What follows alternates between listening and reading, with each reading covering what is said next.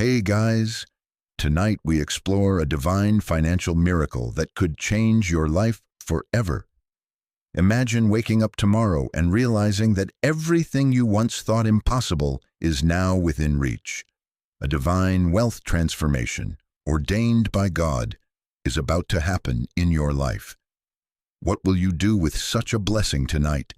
We dive deep into how aligning yourself with divine timing and faith can unlock your financial destiny. Before we begin, take a moment to like the video and subscribe, but only if you truly believe in the power of these messages. Let me know where you're tuning in from and what time it is. I'm curious to know. Now, dim the lights, settle in, and let's embark on tonight's journey of transformation together. There is a feeling. Isn't there a quiet, persistent hum beneath the surface of your daily life? It's not loud, it's not dramatic. In fact, it's so subtle that you've probably tried to dismiss it 100 times. You feel it most in the silent moments. Perhaps it comes to you in the dead of night, when you wake for no reason at 3 a.m. and the world is still. In that profound quiet, when your worries usually scream the loudest, something else is there now, a different kind of energy, a whisper. This is where your journey begins. It begins not with a loud declaration from the heavens, but with a divine whisper in the night, a gentle nudge to your spirit that says, "Get ready. Something is about to change." I know you felt it. You felt that strange sense of anticipation, even when your logical mind sees no reason for it. Your bank account may look the same. Your bills may still be piling up. The circumstances of your life might not have shifted 1 inch. And yet, deep within your soul, there is a stirring, a nascent hope that you can't quite explain. This feeling, my friend, is the first and most crucial sign. It is the spiritual equivalent of the scent of rain in the air long before the first drop falls. It is God preparing your heart before He prepares your hands to receive. He is turning the soil of your spirit, making it soft and receptive for the seeds of abundance that He is about to plant. You might have brushed it off as anxiety, or perhaps just wishful thinking born from desperation. You might have told yourself, "I'm just tired. I'm just stressed. I'm imagining things." I am here to tell you tonight, with all the certainty in my soul, that you are not imagining it. That feeling is a divine appointment. It is the Holy Spirit communicating with you in the language of intuition, in the currency of inner knowing. God is telling you that the season of your struggle is coming to a close. The long winter of lack, of scraping by, of feeling like you are constantly running a race you can never win, is about to give way to a glorious spring of prosperity. This whisper is your personal invitation to a miracle. Think back over the last few weeks. Have you found yourself daydreaming more? Not just idle fantasies, but vivid, detailed visions of a different life. A life where you are free from the crushing weight of financial worry. A life where you can be generous, where you can bless others, where you can pursue the passions He has placed in your heart without being shackled by a price tag. These are not mere daydreams. These are glimpses of your divine destiny. God is planting these images in your mind to expand your capacity to believe. He needs you to see it in your spirit before you can hold it in your hand. This initial stage is subtle. It's a test of your spiritual sensitivity. Can you hear His voice in the stillness? Can you recognize His touch in a sudden, inexplicable wave of peace that washes over you? Even amidst your troubles, this whisper is calling you to pay attention, to look beyond the physical evidence of your current situation, and to tune into the spiritual frequency where your breakthrough is already a reality. I know how hard that can be. When the bills are screaming for your attention and the world is telling you that you are stuck, it is an act of profound faith to listen to a whisper. It's like being in a crowded, noisy room and trying to hear the gentle breathing of a sleeping child. You have to intentionally block out the noise. You have to quiet the voices of doubt, the voices of your past, the voices of fear. You have to lean in spiritually and say, "Speak, Lord, your servant is listening." This is your moment to lean in. God is cultivating a sense of holy suspense within you. He is building your anticipation because the magnitude of the miracle He has planned for you requires preparation. A sudden flood of blessings without a prepared heart can be overwhelming, even destructive. So He starts with a whisper. He starts by stirring your spirit, making you restless with your current reality, not out of discontent, but out of a divine dissatisfaction that knows you were made for more. You were made for more than just surviving. You were created for abundance, for overflow, for a life of purpose and impact that is well funded by heaven's treasury. And the first withdrawal from that treasury is this feeling, this inner knowing. It is the down payment on your miracle. So tonight, I want you to honor that feeling, acknowledge it, nurture it. Instead of dismissing it, welcome it. When you feel that stirring in your soul, pause and whisper back, "I hear you, God. I am ready. I believe." Because that whisper is the sound of your entire world about to be transformed. It is the first note in the beautiful symphony of your financial miracle. Now that you have acknowledged that divine whisper, that quiet but persistent stirring in your soul, the next step on this sacred journey becomes clear. You've heard the faint, distant sound of the coming rain of abundance. You feel that holy anticipation. The natural question that follows is, what must I do? How do I prepare for this miracle that God has promised is on its way? The answer is not about frantic action. It's not about working harder or striving more. The first, most critical action you must take is an act of release. It is the sacred and sometimes painful act of letting go of yesterday's burdens. Imagine for a moment that God is standing before you, His hands outstretched, holding a priceless gift destined only for you. It could be the deed to a debt-free home, a business plan that will flourish beyond your wildest dreams, or a bank statement with a balance that brings tears of relief to your eyes. The gift is there, waiting, but your own hands are full.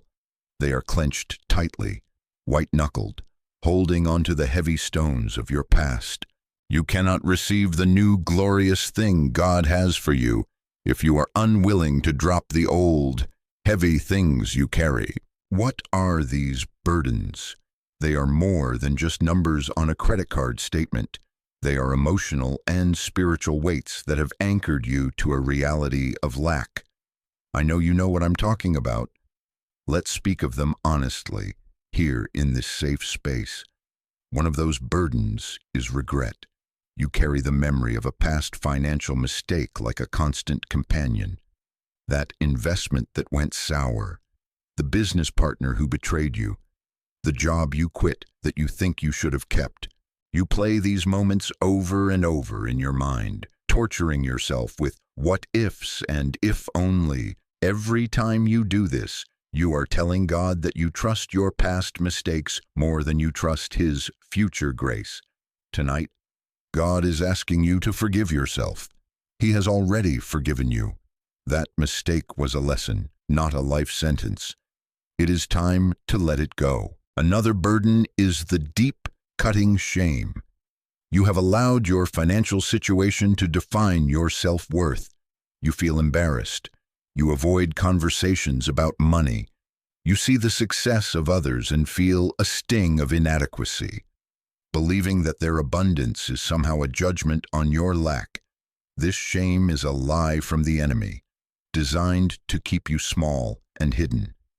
It makes you feel unworthy of the very miracle God is trying to give you.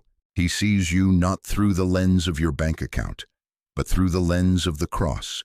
You are worthy because He declared you worthy. Your miracle is not something you have to earn through perfect financial management. It is a gift you must be willing to receive. Letting go of the shame is your first declaration of that worthiness. And then there is the all-consuming fear. For many of you, this fear was learned in childhood.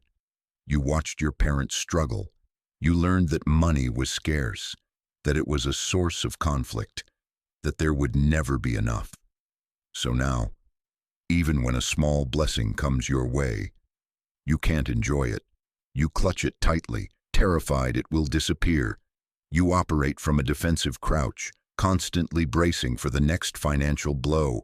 This spirit of fear is not from God. It is a thief that robs you of today's peace and blocks tomorrow's provision.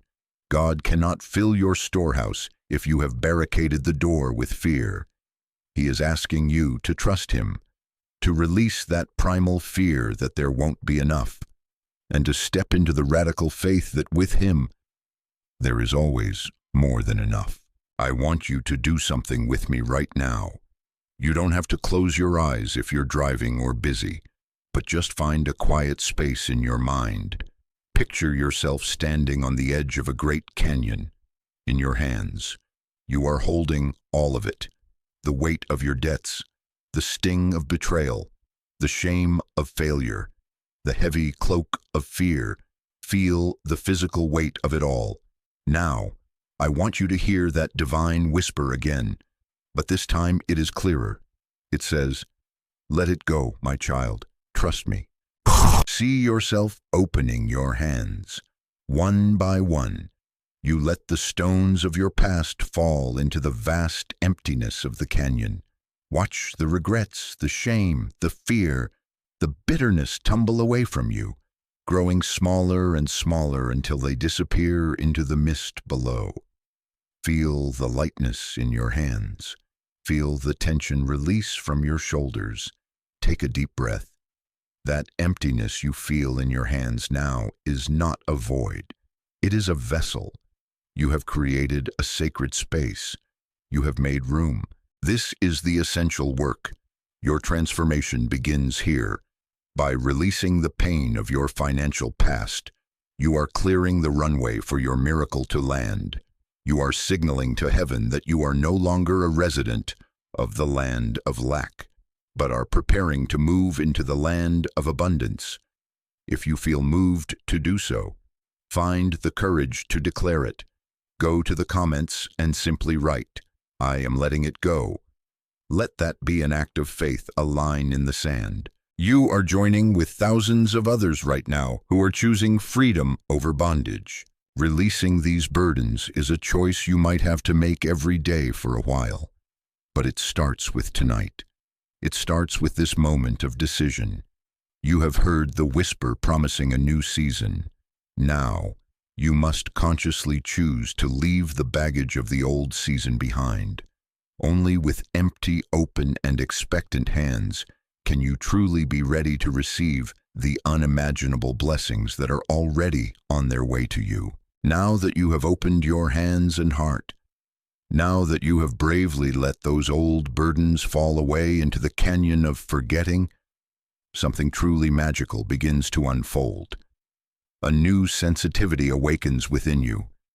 It's as if you were walking through the world with a film of dust over your eyes, and by letting go, you've finally wiped it clean. The world itself has not changed, but your ability to perceive its deeper spiritual dimension has been unlocked, with your vision no longer clouded by the smoke of past regrets and future fears. You can finally begin to see the signs of your coming miracle, and I promise you, they are everywhere. God is not a distant, silent deity. He is an active, intimate communicator, and He leaves clues for you, little breadcrumbs of grace along your daily path. The challenge is that we are often too distracted, too busy, or too skeptical to notice them. We call them coincidences, lucky breaks, or quirks of fate. But in the economy of heaven, there are no coincidences. There are only divine appointments and carefully orchestrated synchronicities designed to guide you, encourage you, and confirm that you are on the right path. Your task now is to learn to see them, to recognize God's signature on the pages of your ordinary days. What do these signs look like? They are often subtle, woven into the very fabric of your life. Perhaps you've started seeing repeating numbers. You glance at the clock and it's 11:11. Your receipt at the grocery store comes to $77.70. You see the same sequence of numbers on a license plate, a street address, and a phone number all in the same day. Your rational mind wants to dismiss this, but I want you to consider that this is God's way of winking at you. It's a divine hello, a little nudge to say, I am here, I am with you, I am aligning things in your favor. It's a pattern meant to break through the noise of your logical brain and speak directly to your spirit, reminding you that a higher order is at work. The signs also come through people. Have you recently had a conversation that felt different? Maybe you bumped into an old friend you haven't seen in a decade, and they mention an opportunity or share a piece of wisdom that speaks directly to the financial question you were just praying about. Perhaps a stranger in a coffee shop says something encouraging to you out of the blue, or maybe you receive an unexpected email from a former colleague who wants to connect. These are not random encounters. These are divine messengers, sent across your path at the perfect moment to deliver a key, a clue, or a confirmation. God works through people, and He is mobilizing them to be part of your breakthrough story. Pay attention to the messages you are consuming. God will speak to you through a song on the radio, where the lyrics suddenly seem to be written just for you, articulating your deepest feelings or giving you the exact encouragement you need to hear. He will use a line in a movie, a passage in a book you randomly open, or even a post you scroll past online. When a message seems to leap out at you, when it resonates so deeply that it gives you chills or brings tears to your eyes, do not dismiss it. That is a direct, personal word from the Lord to you. He is using the culture around you to communicate His timeless truths, assuring you that He is mindful of your every need. And then there are the small, tangible tokens of favor. These are not the full miracle yet, but they are the appetizers from heaven's kitchen. It's finding a $20 bill in the pocket of an old coat, right when you needed gas. It's receiving a small, unexpected refund in the mail. It's having someone offer to buy you lunch when you were worried about the expense. These small financial blessings are profoundly significant. They are God's way of demonstrating His principle of provision on a small scale to build your faith for the large-scale miracle to come. Each one is a promise, a whisper that says, if I can be trusted with the small things, you can trust me with the big things. I see you. I care, and the resources of heaven are flowing in your direction. To cultivate this new sight, you must be intentional. I encourage you to start a new practice. Every morning, before your feet hit the floor, say a simple prayer. God, open my spiritual eyes today. Help me to see your hand at work. Show me the signs you have placed for me. Then, throughout your day, be a detective for the divine. Keep a small notebook or a note on your phone. When one of these coincidences happens, write it down. At the end of the week, look back at your list.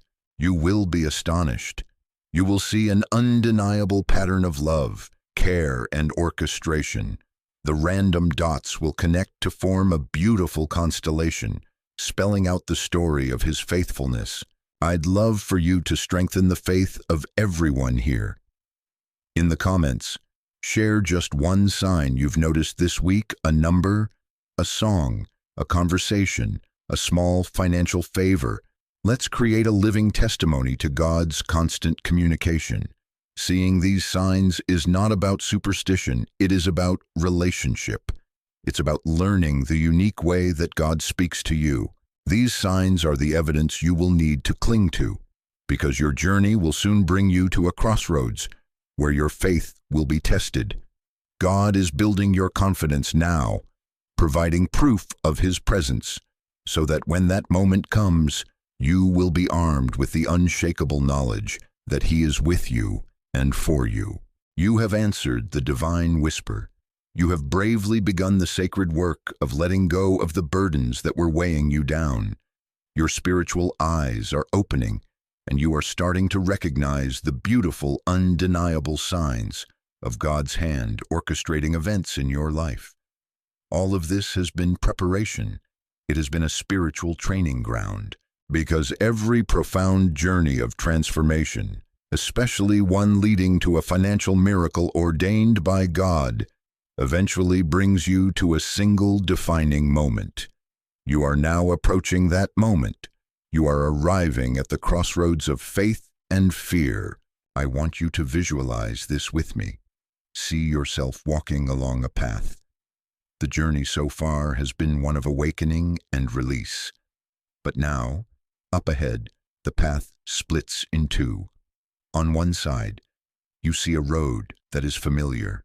It is paved, well-trodden, and you can see a little way down it. The scenery is predictable. It looks exactly like the life you have known. It is the path of struggle, of just getting by, of quiet desperation. This is the path of fear. Its primary attraction is that it is known. Fear whispers to you, with a voice that sounds deceptively like your own practical reason. This is safer. It's not great, but you know how to survive here. Remember what happened last time you took a risk. Don't get your hopes up. You'll only be disappointed. Look at the facts. Look at your bank account. Be realistic. Then you turn your gaze to the other path. This path is different. It is luminous, almost glowing, but it is shrouded in a soft, silvery mist. You cannot see more than 1 or 2 steps ahead. There are no guarantees your logical mind can hold on to, no charts or data to predict the outcome. To walk this path is to step into the complete unknown, armed with nothing but the promises you've heard in the whisper and the signs you've seen along the way. This is the path of faith, and faith speaks to you not with the loud voice of reason, but with the quiet, confident authority of the Holy Spirit. It says, I know you cannot see the destination, but do you remember the song I sent you? Do you remember that unexpected check? Do you remember that conversation that changed everything? Was that not me? I am with you. Just take the first step. I will create the ground beneath your feet as you walk. This is more than a mental exercise. Very soon, if it hasn't happened already, God will present you with a real-world test that places you squarely at this crossroads. It will be an opportunity that defies logic. It might be the call to start a small business with the little you have. It might be the nudge to sow a seed of generosity, to give from your lack, which seems insane. It could be the urge to apply for a position you feel completely unqualified for, or to forgive a debt someone owes you, releasing them and yourself. It will be a choice that forces you to act in direct opposition to your fear. This is your Peter walking on the water moment. The invitation will come from Jesus, from God Himself, to step out of the boat. The boat is your comfort zone, your current financial reality, your safe struggle. Everything in the boat feels solid and real. Outside the boat are the wind and the waves, the bills, the doubts, the scary what-ifs. Fear tells you to stay in the boat. But the miracle, the experience of doing what is humanly impossible, only happens on the water. And notice what happened to Peter. As long as he kept his eyes fixed on Jesus, the source of the call. He did the impossible. He walked on the very thing that should have consumed him. But the moment he looked down, the moment he focused on the storm and the waves, his circumstances, he began to sink. Your test is precisely this. Where will you fix your gaze? Will you look at the towering waves of your debt and doubt, or will you lock eyes with the one who called you, the one who has been leaving you signs of his faithfulness all along? This is why God has been preparing you. Those signs you've been noticing are not just cute affirmations. They are your spiritual ammunition against fear. When the voice of fear points to your past failures, the voice of faith points to the list of divine coincidences you've been writing down. When fear screams about your empty bank account, faith calmly reminds you of the $20 you found in your coat pocket. God built a case file of his own faithfulness in your heart, so that at this exact moment, you would have the evidence you need to make the right choice. Feeling fear at this crossroads is not a sign of failure. It is part of the human condition. Courage is not the absence of fear. It is acting in spite of it. The choice is yours, and it is a powerful one. Every other step has been leading you here. Now, you must choose. Will you take the familiar path of what you can see, or the miraculous path of what you believe? The choice is yours alone, but you are not alone in making it. The great cloud of witnesses, all the saints who have gone before you, faced their own crossroads and chose faith. Now they cheer for you. We, this community, are here cheering for you, if you are ready. I want you to make a declaration. Go to the comments and write, in all caps, I choose faith. This is more than just typing words. It is an act of prophecy. It is telling your fear where it can go. It is aligning your will with God's will. It is the activation key for your financial miracle. You don't have to see the whole staircase. You just have to take that first misty, terrifying, and glorious step. You did it. In the face of uncertainty, standing at that sacred, terrifying crossroads, you chose the path shrouded in mist. You chose to trust the whisper of God over the shouting of your fears. That single act of courage, that one step into the unknown, was the ignition. You turned the key. You gave heaven the green light. And now, the gears of your divine destiny are turning. The miracle you have been praying for is gathering momentum, hurtling through the spiritual realm on its way to your physical reality. But as it draws closer, a new and far more subtle enemy often rises from within. It is the final gatekeeper of lack, the deep-seated feeling of unworthiness. It is one thing to ask for a miracle. It is another thing entirely to prepare yourself to actually receive it. It's one thing to pray for rain. It's another to carry an umbrella in faith. Embracing your worthiness is the act of carrying your umbrella. For many of us, this is the most difficult part of the journey. The enemy couldn't stop you with fear of the unknown, so now he will try to paralyze you with shame about your past. As the first light of your blessing begins to appear on the horizon, a venomous whisper may slither into your thoughts. Who do you think you are? You don't deserve this. Remember all your mistakes. God must have made an error. This is too good for you. I know this voice. It masquerades as humility. It pretends to be piety, but it is a wolf in sheep's clothing. This feeling of unworthiness is one of the most effective tools of self-sabotage in the enemy's arsenal. It causes you to shrink back right when you are meant to step forward. When an opportunity, a key piece of your miracle, presents itself, you will hesitate. You will find excuses. You will tell yourself you're not ready, not smart enough, not skilled enough. When someone offers you a gift or a helping hand, you feel an awkward discomfort, a need to refuse it, saying, "Oh no, you shouldn't have," because deep down, you agree. You believe you shouldn't have it. Let's be very clear about where this feeling comes from. It does not come from God. It is the residue of past wounds, of critical words spoken over you, of every time you failed and judged yourself for it. You have been conditioned by the world to believe that your value is transactional. It is based on your performance, your achievements, your perfection. And because you know you are not perfect, you conclude that you are not worthy of a perfect blessing. Tonight, God wants to demolish that entire faulty foundation.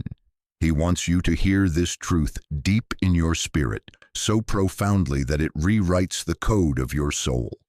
Your worthiness for this miracle has absolutely nothing to do with what you have done or haven't done. It is not a reward for good behavior. It is not a salary you have earned. Your worthiness is based on one thing and one thing only: your identity. You are a child of the Most High God, the King of Kings. Your value wasn't determined by your credit score. It was sealed for all eternity by the priceless blood of His Son. This financial transformation coming your way is not a payment. It is an inheritance. You don't earn an inheritance. You simply have to be willing to claim it. True humility is not telling God that you are too wretched to receive His gifts. That's an insult to the giver. True humility is agreeing with what God says about you. It is looking at the incredible, overwhelming, logic-defying blessing He is bringing and saying, "I am not worthy on my own, but because of you, I am. I will honor your goodness by receiving this gift with joy and gratitude." Receiving this miracle is an act of worship. It glorifies His generosity, His power, and His love for you. Shrinking back from it robs Him of the glory and you of the blessing. I want you to try something. Picture yourself standing in a large, empty room. This room represents your life. And from a single door, a steady stream of golden coins, representing God's blessings, begins to pour in. But because you feel unworthy, you are running around with a tiny, thimble-sized cup, trying to catch them. You feel overwhelmed. You feel like it's too much. Now, I want you to see yourself putting down the thimble. You stop striving. You simply stand in the middle of the room. You open your arms wide, and you let the blessings pour over you. You let them pile up around your feet, rising higher and higher. You are not chasing them. You are not trying to control them. You are simply allowing yourself to be blessed. This is the posture of worthiness. It is a posture of surrender and joyful acceptance. You have to start practicing this receiving mindset now, before the fullness of it arrives. Start with the small things. When someone pays you a compliment, instead of deflecting, simply smile and say, "Thank you." Receive it. When a small, unexpected blessing comes your way, don't question it. Receive it with joy. You are training your spiritual muscles to receive, preparing them for the heavier weight of glory that is coming. Let's break the chains of this lie together, right now. This community is a powerful force. In the comments below, I want you to make a bold declaration. I want you to write, "I am worthy." Don't add any conditions. Don't write, "I am worthy," because just declare the simple, powerful, profound truth of your identity in God. Type those 3 words and feel the chains of shame and inadequacy begin to shatter. You are joining a global chorus of souls who are rising up to claim their divine inheritance.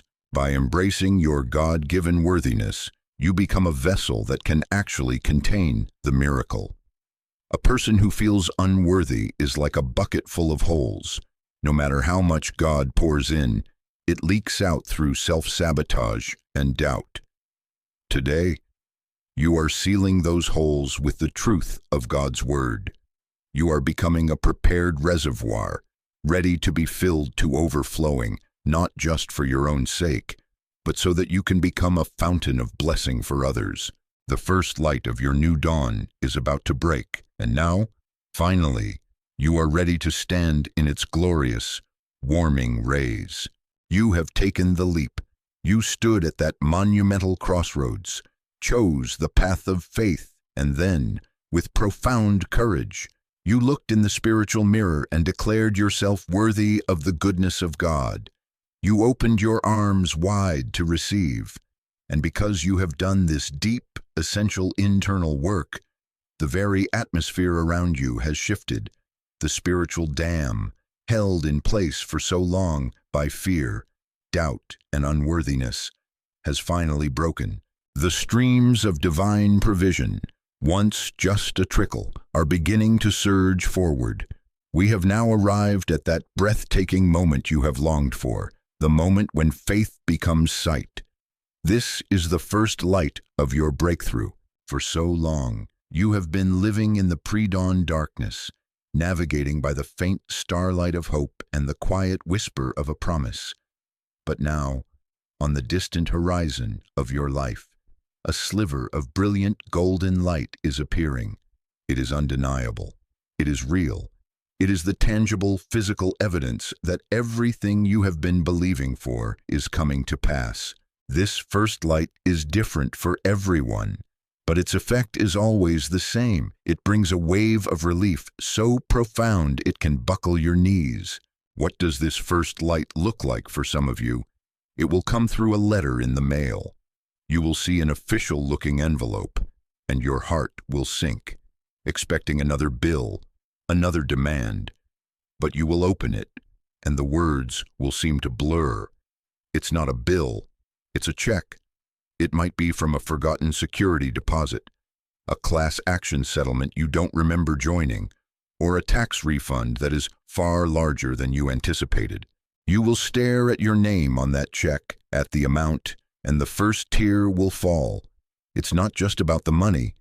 It's the message from heaven, printed on paper, that says, "I see you, I heard you, I have not forgotten you.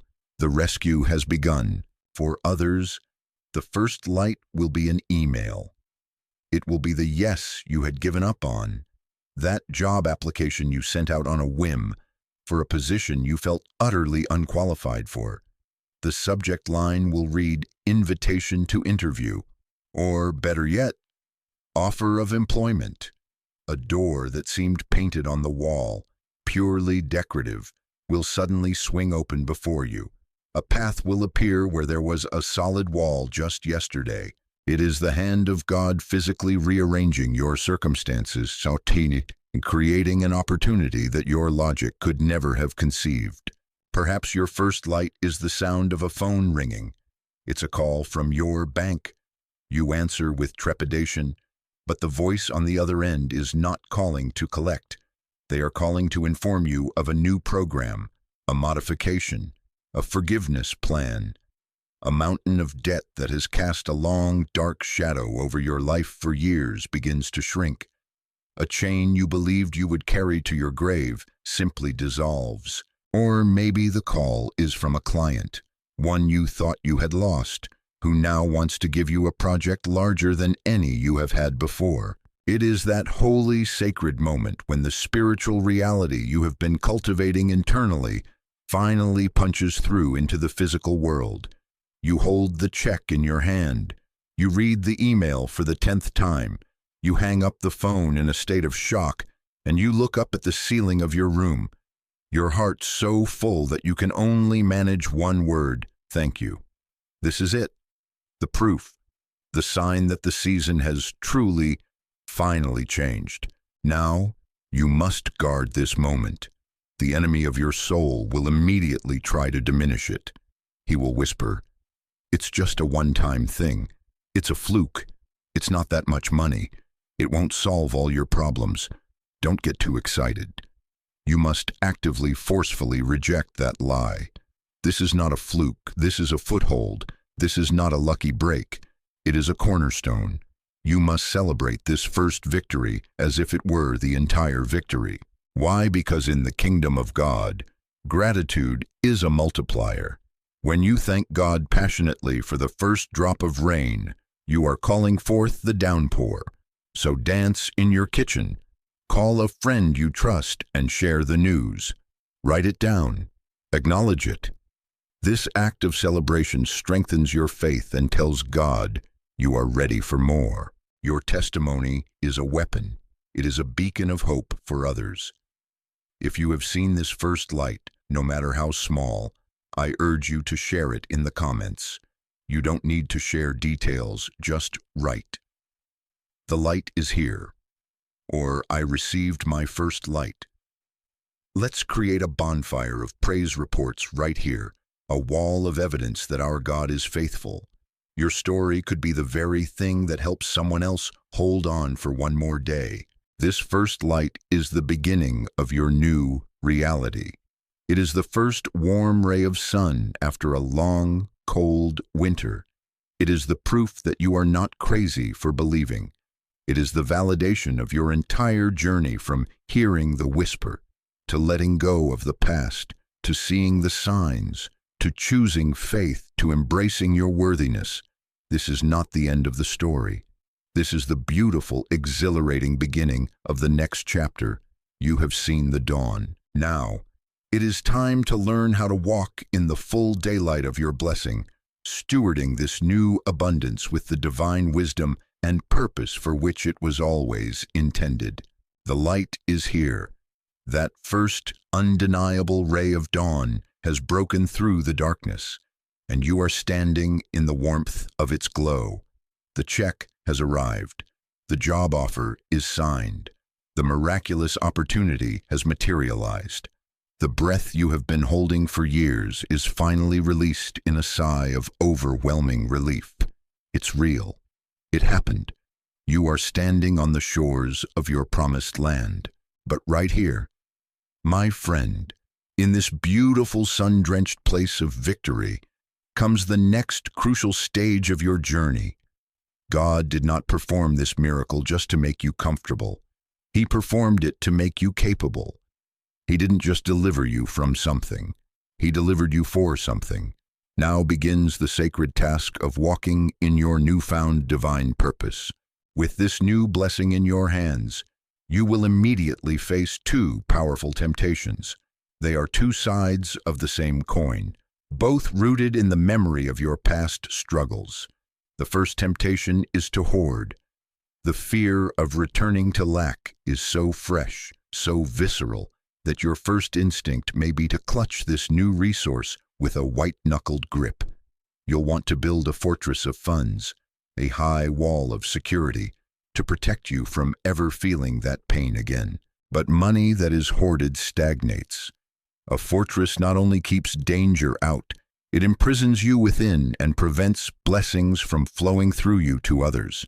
God did not turn you into a dam. He designed you to be a river.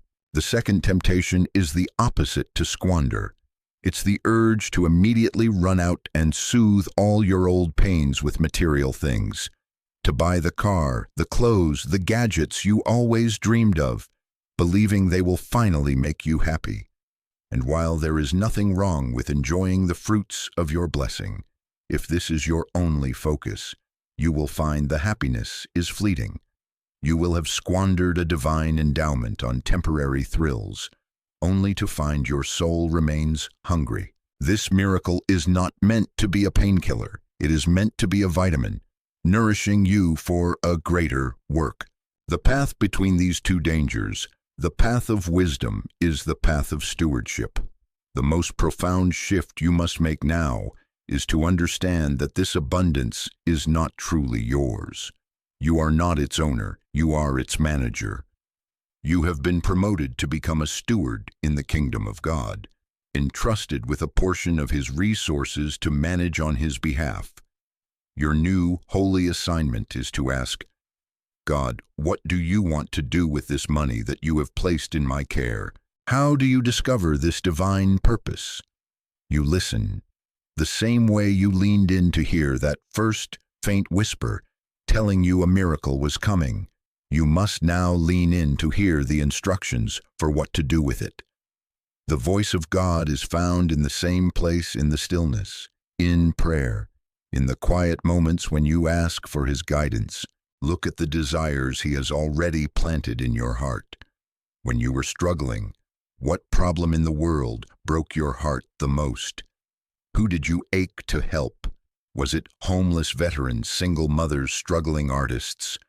Often, our greatest purpose is born from our deepest pain. God has allowed you to experience lack so you would develop a lifelong compassion for others in the same situation. He has not just given you resources. He has given you a testimony and a unique empathy that makes you the perfect person to solve a particular problem on His behalf. A simple, powerful framework for godly stewardship can be seen in the threefold mandate for your resources. First, you honor God. Before you pay a single bill or make a single purchase, you take the first portion and return it to God as a tithe or offering. This is not a rule, it is an act of profound faith and worship. It acknowledges Him as the source of all things and immediately breaks the power of greed and fear over your finances. It declares that you trust Him to provide for all your needs from the remaining 90%. Second, you wisely manage your household. You use this blessing to bring order and peace to your own life. Pay off debt. Eliminate those high-interest credit cards and loans that have been chains around your ankles. Build a reasonable emergency fund so that you are no longer living on the edge of panic. Fix the roof. Repair the car. Provide for your family's needs. This is not hoarding. This is wisdom. It is building a solid, stable foundation from which you can launch into your greater purpose. Third, and most excitingly, you fund the kingdom. This is the portion you get to deploy with strategic, joyful generosity. This is where you become a co-worker with God. You can now write the check to support the ministry that fed your soul when you had nothing. You can anonymously pay the medical bills for a family in your community. You can invest in starting that purpose-driven business that has been on your heart for years, a business that will not only provide for you, but will create jobs and bless others. You become a conduit for miracles. The joy you will experience from seeing your money change someone else's life will be infinitely greater and more lasting than any material possession you could ever buy for yourself. This is the true richness. It is the joy of becoming an answer to someone else's prayer. As you begin to walk in this divine purpose, you will realize the financial miracle was never the destination. It was the vehicle. It was the fuel God provided to get you to your real destiny, a life of impact, meaning, and eternal significance. Comfort is a temporary state, but purpose is an eternal legacy. By stewarding this miracle with wisdom and grace, you are ensuring that its power does not end with you, but multiplies through you, creating ripples of hope that will touch shores you may never even see. And so, we arrive at the culmination of your incredible journey. You have walked the entire path, from hearing that first faint whisper in the stillness of the night, all the way to standing in the full daylight of your manifested breakthrough. You have learned the sacred arts of releasing the past, seeing with spiritual eyes, choosing courageous faith, embracing your divine worthiness, and stewarding your blessing with a holy purpose. Now, as you walk in this new reality, we come to the final, most beautiful truth of this entire process. This transformation was never just for you. Your personal miracle is destined to become a powerful, lasting legacy. Think of yourself as a ship that was once lost in a terrible storm, tossed by the violent waves of debt, fear, and uncertainty. You felt you were going under, but in your desperation, you cried out, and the great lighthouse keeper heard you. He sent a rescue party. He guided you safely into a peaceful harbor. The relief is immense. The safety is sweet. But God's plan did not end with you simply sitting safely in the harbor. In His infinite wisdom, He has not just saved you, He has repurposed you. He has taken your restored vessel, fitted it with a brilliant light, and made you the new lighthouse on the shore. Your life, your story, your newfound peace and prosperity now stand as a shining beacon, cutting through the darkness to guide other lost and desperate ships safely home. Your greatest asset moving forward is not the money in your account, but the story in your heart. The numbers will change. They will be spent and invested and replenished. But your testimony of God's faithfulness is an incorruptible, eternal currency. When you have the courage to share your story not with arrogance, but with humble gratitude, you are doing something profoundly powerful. When you tell someone about the fear you felt at your crossroads, about the signs God showed you, about the moment you finally chose faith, you are giving them a living, breathing roadmap out of their own valley of despair. You are handing them the keys that were given to you. This is how your miracle multiplies. It is the divine principle of spiritual reproduction. Your breakthrough was never meant to be a terminal point. It was meant to be a distribution center. Imagine this moved by your newfound purpose. You pay for a young person's college education. That person, freed from the burden of student debt, is able to start a nonprofit that feeds thousands. Or perhaps you give generously to a local artist whose work then inspires millions and brings beauty into a broken world. Or maybe, in a simple act of kindness, you pay off the medical debt of a stranger, and that act of grace inspires them to forgive a deep wound in their own family, healing a generational rift. This is the ripple effect of your obedience. This is legacy. It is the eternal return on your investment, creating waves of goodness that will touch generations you will never meet. Your legacy is not something that begins when you are gone. It begins now. It is being written in the way you now live your life. It is in the peace that fills your home, a stark contrast to the old anxiety that once reigned there. It is in the example of faith and trust in God that you now set for your children, breaking generational curses of lack and establishing a new heritage of divine abundance and confidence. Your legacy is in your character, the newfound generosity, the peace, the quiet strength you carry. When you leave an extravagant tip for a struggling waiter, when you offer a word of encouragement to a young entrepreneur, when you simply move through your day with a spirit of gratitude instead of fear, you are living your legacy. You are demonstrating the goodness of God in tangible and relatable ways. Your transformation gives hope a face and a name. You are the proof that it is possible. You are the evidence that God still works miracles, that He still hears the cries of His people, and that He is a good Father who loves to give good gifts. This is the sacred calling He has placed on your life now, to be a steward not just of His resources, but of His reputation, to show the world through your own peaceful, prosperous, and purposeful life just how loving and faithful our God truly is. And so, as our time together tonight comes to a gentle close, let these truths settle deep within your spirit. Let them rest upon you not as a heavy weight of responsibility, but as a soft, comforting blanket of purpose.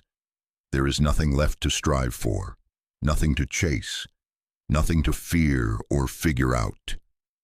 Your journey has brought you to this serene and beautiful place of peace. Simply rest in the profound knowledge that you are seen, you are cherished, and your future is held securely in the most capable and loving hands in the universe. Breathe deeply and let go of all that remains of the struggle. The work of transformation has been accomplished, and all that is left is for you to walk it out, one grace-filled day at a time. May your sleep tonight be deep and untroubled, cradled in the peace that surpasses all understanding. And may you awaken in the morning with a serene and joyful confidence, knowing that your journey of transformation is not just a fleeting dream, but the very real and beautiful substance of your new life. Your miracle is here, and your legacy has already begun.